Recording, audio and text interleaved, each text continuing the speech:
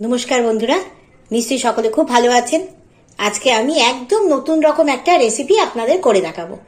আগে আপনারা এই রেসিপিটা হয়তো খাননি, আর কেউ যদি খেয়ে থাকেন তাহলে অবশ্যই কমেন্ট করে জানাবেন। আজকে আমি দুটো ইলিশ মাছ নিয়েছি, পেঁয়াজ আর লঙ্কা। এই রেসিপিটার নাম হচ্ছে জল ইলিশ। শুধুমাত্র জল দিয়ে রান্না হবে। দেখুন, আমি একদম কড়াইয়ের মধ্যেই মেখে নেব। পেঁয়াজটা দিয়ে দিলাম, এবার কাঁচা লঙ্কাগুলো দিয়ে দিলাম। ঝালটা দিয়ে যেমন ইচ্ছা খাবেন।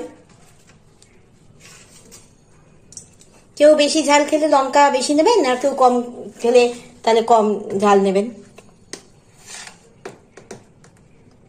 এবার আমি এর মধ্যে দিয়ে দেবো নুন। যেহেতু দুটো মাছ তাই আমি অল্প একটু নুন দেবো।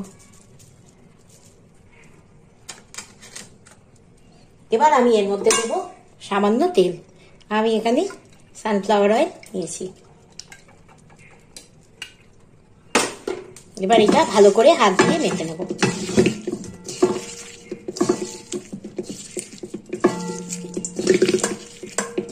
আমার হাত ধোয়া আছে।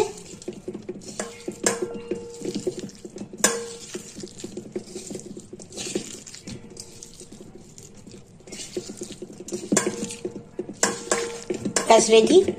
এবার আমি এর মধ্যে মাছ দুটো দিয়ে দেবো, আর দিয়ে দেবো জল।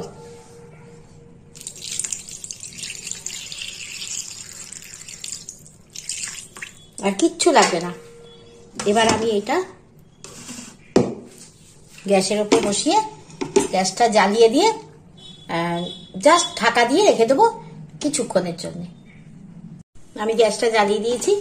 এবার আমি এইটা ঢেকে দেবো। খানিকক্ষণ পর এসে দেখব।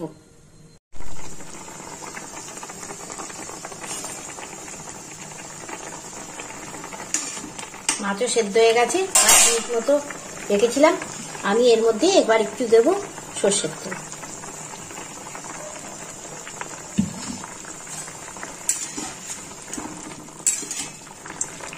খুব সহজ একটি রেসিপি, আর একদমই অন্যরকম।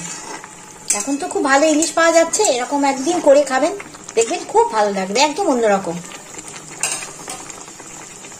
এটা হয়ে গেছে রান্নাটা। আমি এবার নামিয়ে দেখাচ্ছি। জল ইলিশ একদম রেডি। এতে হলুদ, লঙ্কার গুঁড়ো কিচ্ছু লাগলো না, দেখলেন তো? শুধু জল দিয়ে একদম সেদ্ধ করে নিলাম, হয়ে গেল। খুব সহজ একটি রান্না। কে কে এই রান্না আগে খেয়েছেন অবশ্যই কমেন্ট করে জানাবেন। সকলে খুব ভালো থাকবেন, আর অবশ্যই আমার পাশে থাকবেন। আজ তাহলে আসি। নমস্কার।